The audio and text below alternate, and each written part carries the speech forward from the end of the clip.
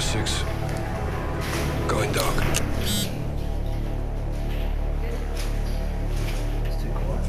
How's it going, guys? I have something a little bit special here. This is all the way from Israel, produced by the guys at Marom-X. This is their day-night camera, the Marom-X Elite. It's going to be a bit of an unboxing here first. So there's the manual there. We have base charger. We have a box of bits. In here we have, this is a mount for a helmet. I think you call it an arc rail mount. Have here 3M sticky pad to fit on the side of a helmet in case you don't have rails on your helmet. We have here a 20mm Picatinny mount for it as well, so you can mount it on your rifle, or if your helmet has Picatinny mounts or whatever, this will be the ones. And we have here the charging cable, and the charging cable actually uses mini USB. The three various mounts here do seem to be a very high quality 3D printed material. Now, I don't know an awful lot about 3D printed material, but I do know that the 3D printed stuff that I have had, when I've used and abused it how I have done in the past, it does tend to break, but this stuff does seem to be extremely tough.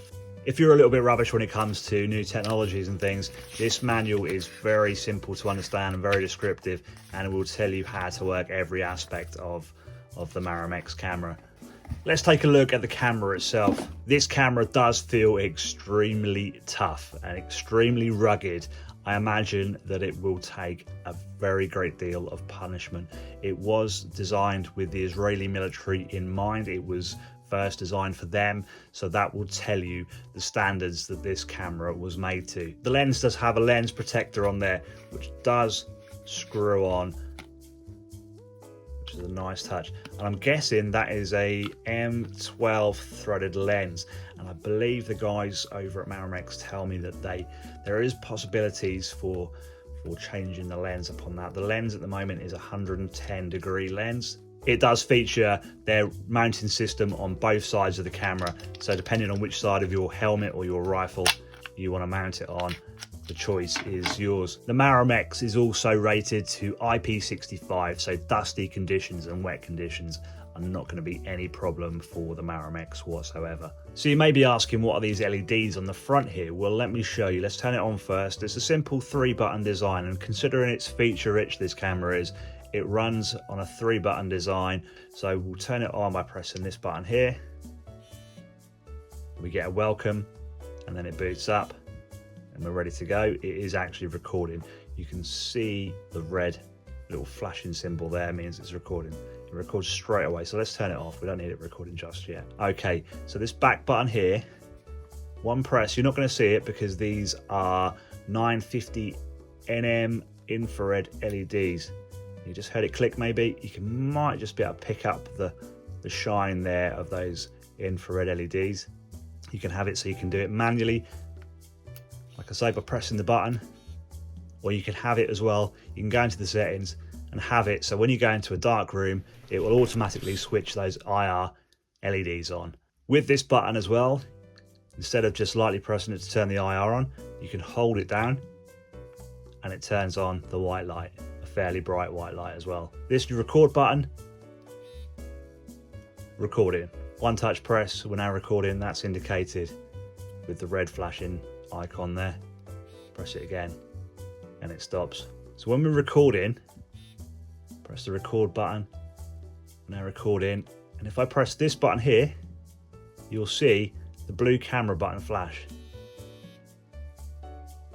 So again, that means it's just taking a snapshot.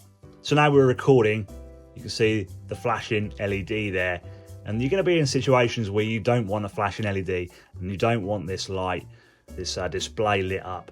So to turn it off, hold down this and it turns off the display and LED and goes into stealth mode. There we are. We hold it again and it all comes back on again and it's still recording. And if we want to go into the menus, all we do now is double tap that button. And we're now in the menus. With the menus, you've got scroll up and down with these, and then you can go into them. Let's start off by looking at All right, format card. We've highlighted the one we want. Now we just press that back button to go into it. You can select on or off to format the card. Now this will take up to 128 gigabyte memory card. It did come with a 32 gigabyte memory card, but I'm going to whack a 128 in here. And record time is said to be up to 9 hours record time. Now 9 hours record time is crazy. I'm sure it won't be 9 hours with all the features on, the vibrate, the GPS features. That's another feature, GPS. I'll come to that later. Wi-Fi as well. Now this is capable of having a SIM card, a mobile SIM card put in it to stream anywhere around the world that you want to. Though that technology might be a little bit beyond what I need at the moment. So let's go into resolution, and top resolution there is 2560 by 1440 at 30p. And let's go down, so you've got your lower resolutions there. 60 frames per second is available, but only on 1920 by 1080 and also 1280 by 720. Auto IR. Now this is an awesome feature. Let's turn this on. So when you go into a dark room, the IR will automatically come on and it will switch itself over to nighttime mode. And then as soon as you go out of that dark room again, it will switch off the IR and go back into normal recording again. There's your Wi-Fi setting. Now there is an app that is available for this, for the iPhone, for the Androids, GPS. Now a lot of cameras do this now, GoPros, etc. will record GPS data, so you can add the GPS data into your videos. But I do know that the GPS being on will, again, eat the battery a little bit quicker. So let's show you how you insert the memory card in there. Let's turn it off now. Now to get to the memory card, this baffled me for a little while. This bottom piece pulls off. There we go.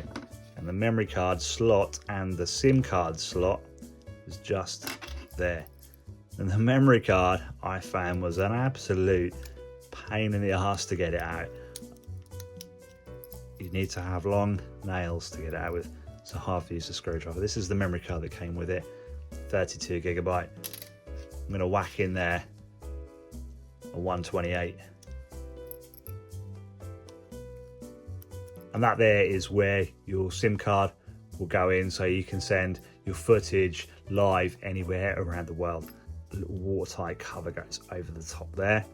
And there you have also a tripod mount as well, should you wish to mount it on a tripod. Cover just fits back over like so. At the moment there is no means to charge this remotely, so you can't use a power bank to charge it remotely, but like I say, it does have that extra long charge time. The only way to charge it at the moment is in the base. If you want to see the Marom-X next to a GoPro, this is my GoPro 9. You'll see it is quite considerably bigger than the GoPro, but it does have that extra large battery in there to keep it going for some time. And weight wise, it is a bit heavier as well, obviously would be, than the GoPro. But let's take a look at some of the nighttime and daytime footage that this camera is capable of. Okay, so we're recording Marom-X with the IR off, pitch black. IR is now on. Marom-X white light on, as well as IR. 1500 lumen torch. Let's turn the white light off on the Marom-X. Turn the IR off on Marom-X. IR on. Pistol torch off. Pitch black now. Can't see a thing.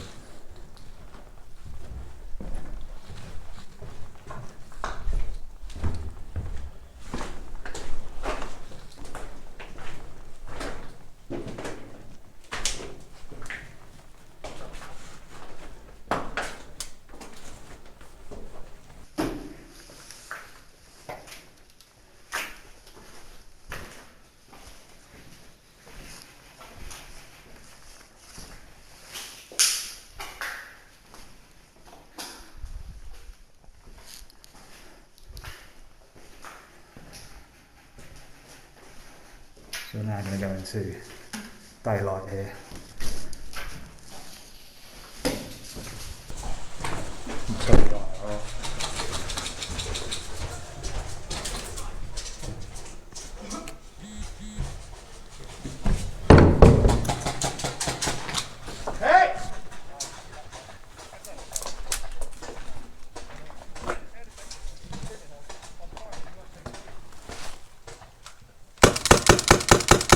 After using the Marom-X for a day of filming, I was very impressed by the battery life of it. I was quite skeptical when I read that it was supposed to last for 9 hours. Well, I had the camera on standby all day. It was on for 8 hours and I was recording on and off. It wasn't recording all the time, but it was on and off, and I was recording at 2.7K 30 frames per second, and I really didn't think the battery was going to last as long as it did, but it didn't miss a beat all day. Still had power left at the end of the day as well. Also, I was quite impressed by the mounting options. Whether you wanted to mount it on your rifle, on your helmet, the option was there for it. Also with a tripod mount, the mounting options were pretty much endless on it. And the ease of use with the 3-button navigation on the camera. The large buttons make it very simple to use with gloves on. Once you know what those buttons do, it's very easy to operate the camera while you're not even looking at it. Obviously, one of the big pros for me as well was the automatic switching between the night and the day vision.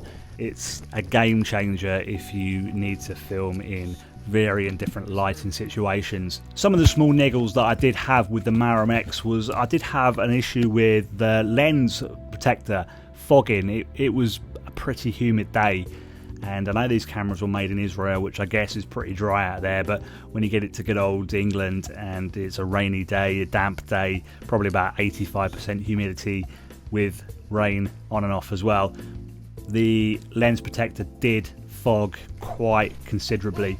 It did spoil some of the shots that I was filming.